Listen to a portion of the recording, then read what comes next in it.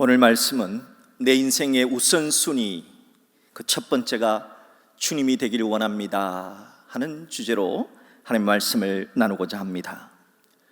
사람들은 모두가 복을 받기를 원합니다.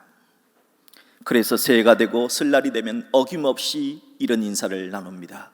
새해 복 많이 받으세요. 사람들이 이렇게 인사를 하는 이유는 사람들의 무의식 속에 올해만은 내가 올해만은 꼭 복을 많이 받고 싶다, 올해만은 내가 꼭 복을 누리고 싶다 하는 마음이 있기 때문입니다. 사랑하는 여러분, 여러분들도 새해엔 꼭 복 많이 받으시기를 주의 이름으로 축복합니다. 그렇다면 새해 복 많이 받으려면 어떻게 해야 합니까?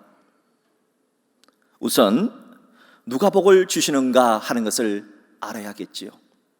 또한 복 주실 분이 우리가 어떻게 할 때 복을 주시는가 하는 것을 알고 그렇게 실천하면 될 겁니다. 놀랍게도 그 답이 기록된 책이 있어요. 그 책이 바로 성경입니다. 성경에는 무려 복에 대한 기록이 995번이나 기록되어져 있습니다. 너무 많아서 창세기만 살펴보도록 하겠습니다. 이 창세기를 다 살펴볼 수도 없습니다. 몇 군데만 뽑아보겠습니다. 자, 최초의 사람 아담과 하와에게 복을 주신 분이 있습니다. 누군가를 보십시오. 창세기 1장 28절입니다. 하나님이 그들에게 복을 주시며. 누구세요? 하나님. 창세기 9장 1절을 보면 전 세계가 홍수로 물에 잠겼을 때 생존자들 18명에게 복 주신 분이 나옵니다. 누구신가 보세요. 하나님이 너와 그 아들들에게 복을 주시며. 누가 복을 주셨습니까? 창세기 44장에 보면은 믿음의 조상이라고 불려졌던 아브라함이 이제 아브라함을 축복해 주는 사람이 나와요. 살렘 왕 멜기세덱이라는 사람이 나와요. 이 멜기세덱이 누구의 이름으로 복을 빌어주는가, 누구의 이름으로 축복하는가를 보세요.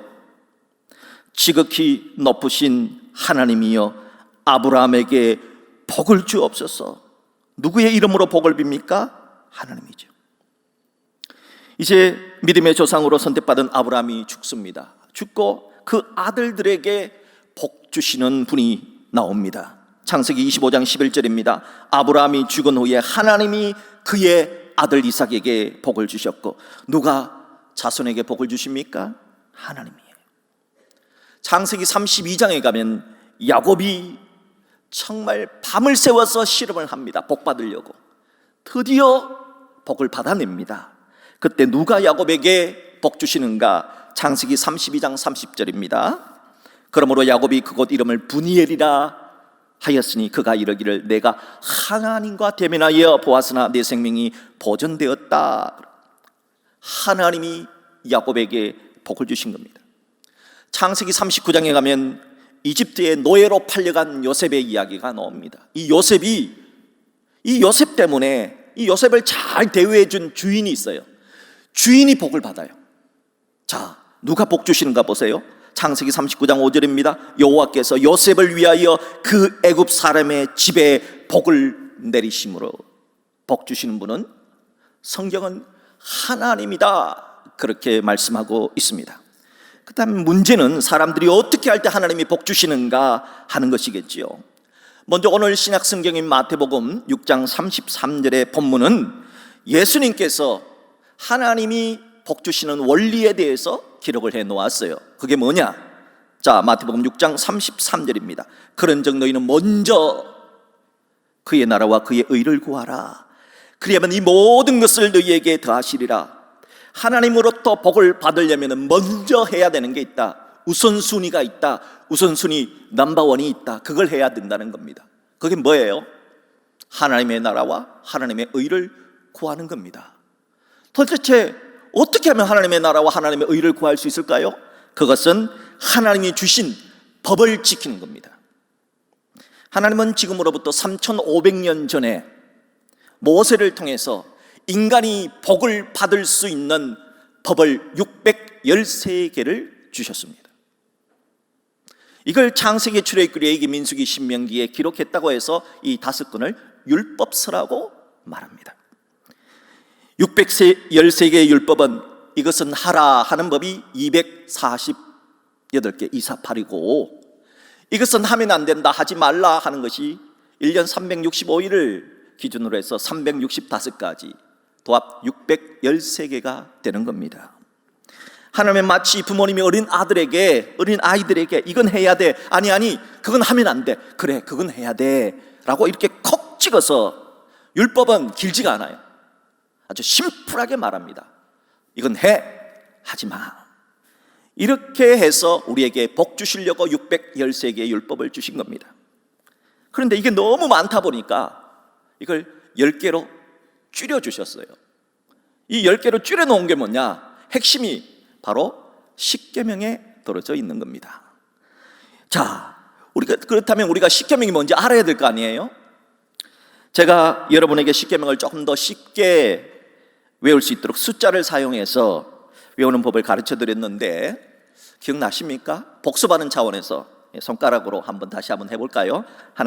하나밖에 없는 하나님만 섬겨라. 이상한 우상을 만들거나 섬기지 말라. 3, 삼위일체 하나님의 이름을 망령되이 일컫지 말라. 4, 한 달에 4번 있는 안식일을 거룩하게 지켜라. 5, 오랫동안 내 부모를 공경하라. 6, 살육하지 말라. 7, 남녀 7세 부동성이니 가름하지 말라. 8, 내 팔로 도적질하지 말라. 9, 이 구자를 사용해서 9, 내 구로 거짓말, 거짓 증거하지 말라. 10, 열나면 사 먹으려고 내 이웃의 것을 탐내지 말라. 아주 쉽게 외우기 위해서 이렇게 한 거지요. 하나님이 창조하신 모든 것의 법을, 규칙을 만들어 주셨어요. 그걸 매뉴얼이라 그럽니다. 여러분, 우주에도 우주의 매뉴얼이 있어요. 하나님은 모든 물체에 다른 물체를 끌어당길 수 있는 법이 있어요. 이걸 중력의 법칙이라고 하는 겁니다. 그래서 중력이 세면은 센 쪽으로 다 모든 물체가 끌어당겨지게 되는 겁니다. 하나님은 물질에만 그런 법을 주신 것이 아니라 우리의 영혼에도, 우리의 삶에도 그런 법을 주셨습니다. 그게 바로 613개의 법이고, 이 613개의 법 가운데 핵심이 10개의 법, 십계명이고, 그 십계명을 시작하는 가장 중요하고 가장 기초가 되는 것, 그게 바로 첫 번째 계명에 나타나 있습니다. 바로 오늘 본문, 구약의 본문 출애굽기 20장 3절의 말씀입니다. 그게 뭘까요? 너는 나 외에 다른 신들을 내게 두지 말라 하는 법입니다. 도대체 이 첫 번째 계명의 뜻은 무엇일까요? 너희는 하나님만 섬겨야 된다. 다른 신들은 섬기면 안 된다는 뜻입니다. 왜 하나님만 섬겨야 될까요? 분명 종교의 자유가 있잖아요. 그리고 그 자유를 주신 분이 하나님이시잖아요. 다른 것은 다 선택할 수 있는 자유를 주셨는데 왜 종교의 자유에 있어서만은 하나님만 섬겨야 된다고 말씀을 하셨을까요? 그 이유는 하나님이 우리들의 아버지이기 때문입니다. 이 세상에 어떤 신이 피 흘려서 구원해낸 그런 사람이 있습니까? 그런 신이 있습니까? 어떤 신이 피를 흘려서 죽습니까? 여러분, 하나님은 우리를 위해서 피 흘려 죽으신 신입니다. 그래서 하나님이 우리를 아들로, 딸로, 핏값으로 아들로, 딸로 삼았습니다. 그런데 우리가 하나님을 아버지라 부르지 않고 지나가는 다른 아저씨한테 아버지라고 부르면 됩니까? 여러분의 자녀들이 만약에 여러분을 아버지, 어머니라고 부르지 않고 옆집 아저씨를 아버지라고 부르면 되겠습니까? 그건 절대 안 된다는 겁니다. 그렇다면 제1계명에서 말한 다른 신들이란 누구를 말할까요?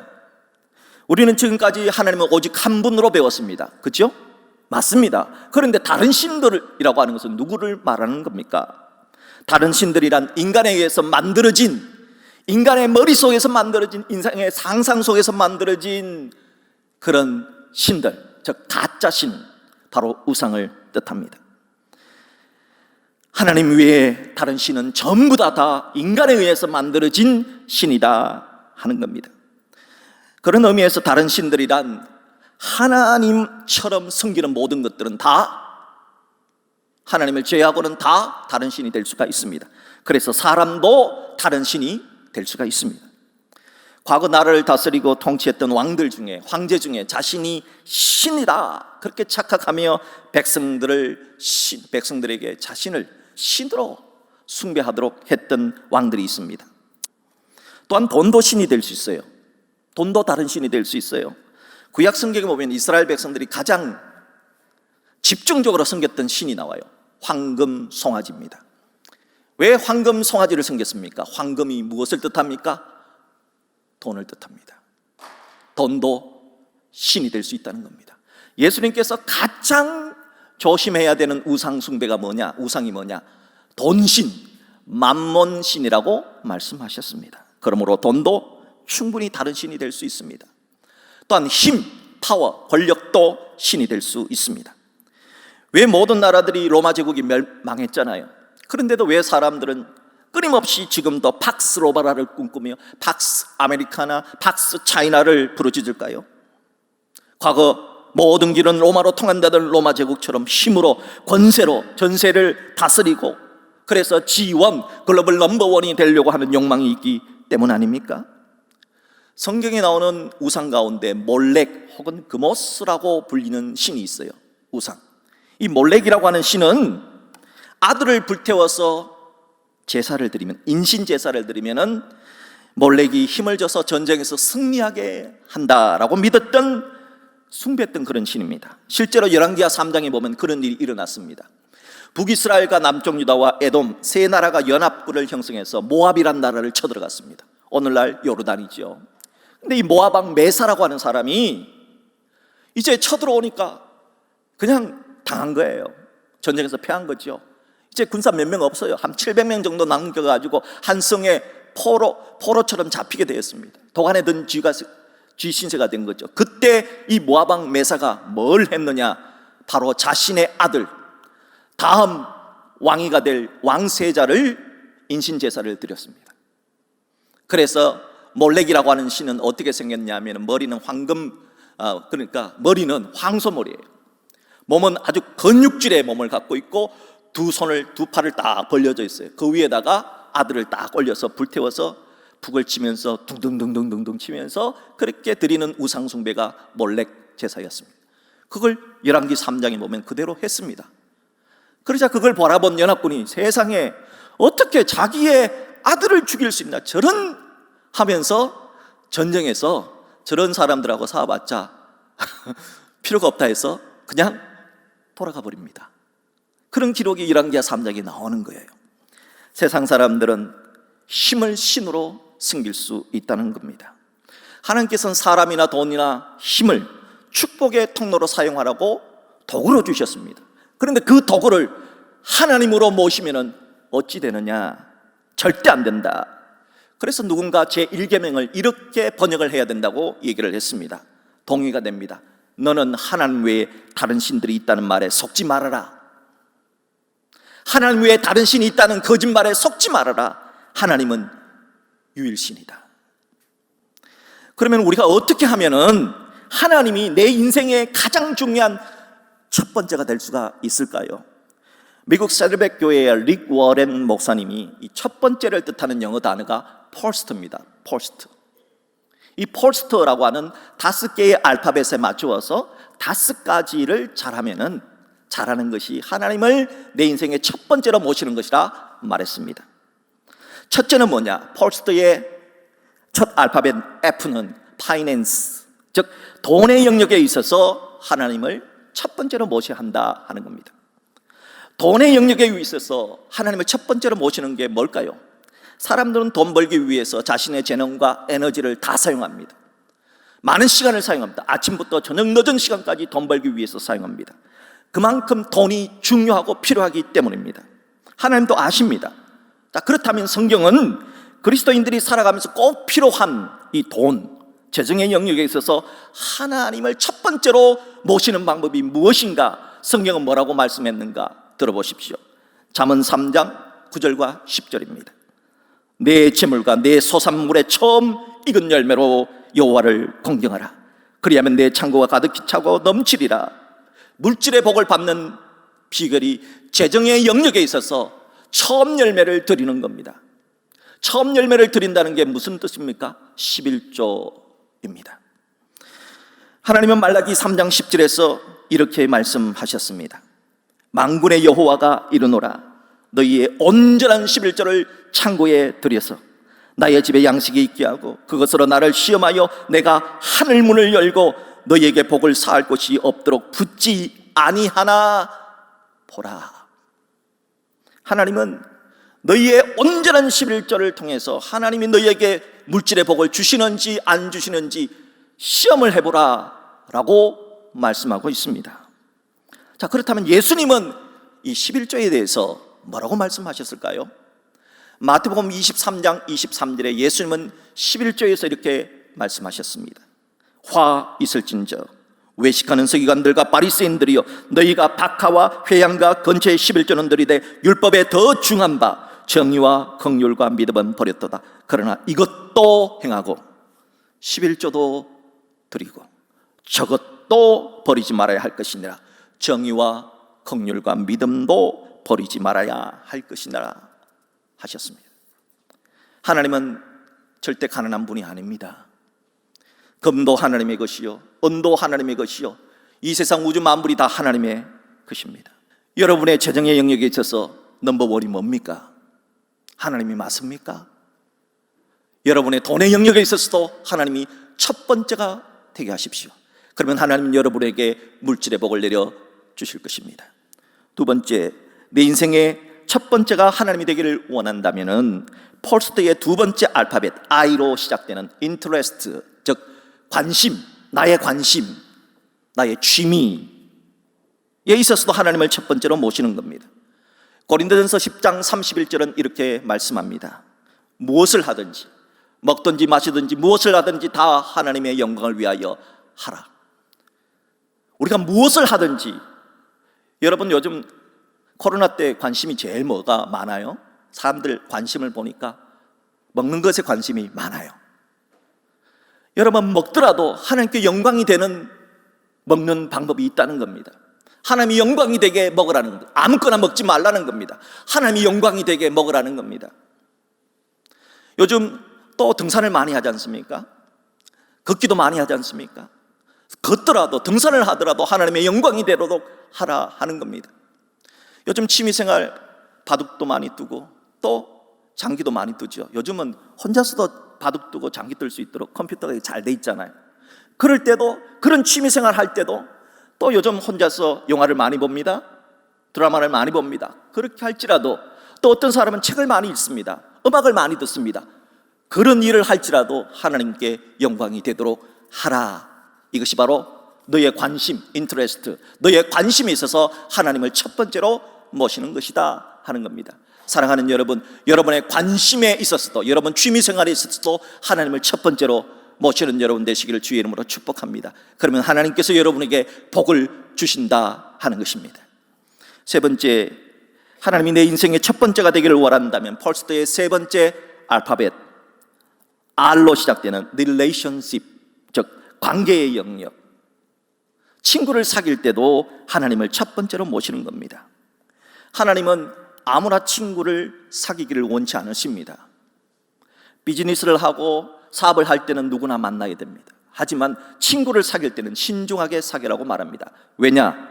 잠언 18장 24절 말씀에 많은 친구를 얻는 자는 해를 당하게 되거니와 어떤 친구는 형제보다 친밀하니라. 친구들 중에서는 해가 되는 친구도 있고 친구 중에서는 형제보다 친척보다 핏줄보다 더 소중한 친구도 있기 때문이라는 겁니다. 친구란 많은 시간을 함께 보냅니다. 또 대화를 많이 합니다. 속마음도 털어놓습니다. 그렇기 때문에 그 친구에게 물들 확률이 굉장히 많습니다. 그래서 하나님은 친구들을 사귈 때 주의해서 사귀어야 한다라고 말하는 것입니다. 만약 우리들이 하나님을 두려워하지도 않은 친구, 하나님을 무시하는 사람을 친구로 둘 경우에는 자신도 그렇게 될 확률이 많기 때문입니다. 그러므로 우리가 사람을 사귈 때에 있어서도 어떻게 하나님을 먼저 생각하며 하나님을 생각하며 친구를 사귀는 것, 이것이 바로 친구를 사귀는 관계의 영역에 있어서도 하나님을 첫 번째로 모시는 것입니다. 사랑하는 여러분, 여러분이 누구를 만나든지 그 만남 속에서도 하나님을 첫 번째로 모시는 여러분 되시기를 주의 이름으로 축복합니다. 네 번째, 하나님이 내 인생의 첫 번째가 되기를 원한다면은 펄스트의 네 번째 알파벳 S로 시작되는 스케줄, 즉 시간의 영역에 있어서 하나님을 첫 번째로 모셔라 하는 겁니다. 하나님은 모든 사람들에게 동일한 시간을 주셨습니다. 저에게도 일주일이고 여러분에게도 일주일이고 안 믿는 사람들에게 똑같이 일주일이 됩니다. 자, 그런데 하나님을 믿는 사람과 하나님을 믿지 않는 사람, 시간의 영역에서도 하나님을 첫 번째로 모시는 사람은 뭘 해야 되느냐? 첫 번째 시간을 하나님께 드리는 겁니다. 11조의 원리와 똑같습니다. 그것이 바로 주일 성수입니다. 하나님은 네 번째 계명을 이렇게 말씀하셨습니다. 안식일을 기억하여 거룩하게 지키라. 주일 성수하라. 아무리 바쁜 일이 있어도 주일날 예배는 드려라. 왜 그렇게 말씀하실까요? 하나님은 시간의 주인이십니다. 그런데 시간의 주인됨을 고백하는 자들이 누구냐? 주일 성수하는 사람이 시간의 주인은 하나님이십니다 라고 고백하는 거예요. 여러분의 시간은 누구의 것입니까? 여러분의 것입니까? 아니에요. 시간도 하나님의 것입니다. 그걸 표현하는 방법이 뭐예요? 첫 번째 시간을 하나님께 드리는 겁니다. 그것이 바로 일주일의 첫 번째 날인 주일날 하나님께 예배드리고, 주일날은 선한 일을 하고 선한 행동을 하는 것입니다. 그럴 때 하나님은 여러분에게 시간의 복을 주실 것입니다. 여러분, 시간의 영역에 있어도 하나님을 첫 번째로 모시는 여러분 되시기를 주의 이름으로 축복합니다. 마지막 다섯 번째, 하나님이 내 인생의 첫 번째가 되기를 원한다면 펄스트의 마지막 알파벳 T로 시작되는 트러블, 즉 문제가 발생했을 때도, 문제의 영역에 있어서도 그 문제를 해결할 때도 하나님이 첫 번째가 되게 하라는 겁니다. 우리는 살아가면서 예상치 못한 문제를 많이 만납니다. 그럴 때 여러분은 누구를 바라봅니까? 하나님께서는 우리에게 문제가 생겼을 때 그때도 하나님을 첫 번째로 모시는 사람은 하나님을 바라보라고 말씀하고 있습니다. 그것이 뭡니까? 기도하는 삶을 뜻합니다.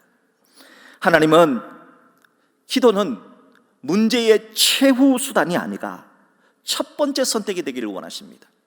많은 사람들은 기도를 언제 하느냐? 이거 해보고 저거 해보고 안 되니까 기도한다는 거예요. 목사님, 제가 이것도 해도 안 되고 저것도 해도 안 됩니다. 그러니까 이건 순서가 틀린 거예요. 우선순위가 틀린 거예요. 먼저 기도하라는 거예요.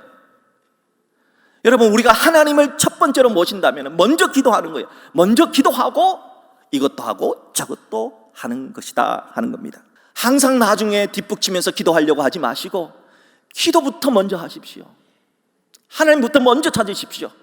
문제가 발생했을 때 하나님을 찾고, 그렇게 해서 문제를 해결하려고 할 때는 문제 해결의 영역에 있어서 하나님이 첫 번째가 되는 것입니다. 그렇게 문제가 일어났을 때 하나님을 첫 번째로 모시는 자에게 하나님은 복을 내려주실 것입니다.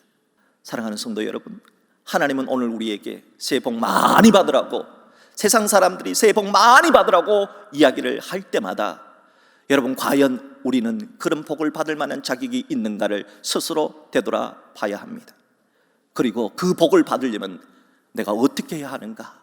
하나님을 찾아야 되고, 하나님이 원하는 5가지 영역에 있어서 첫 번째, 물질의 영역, 관계의 영역, 관심의 영역, 그리고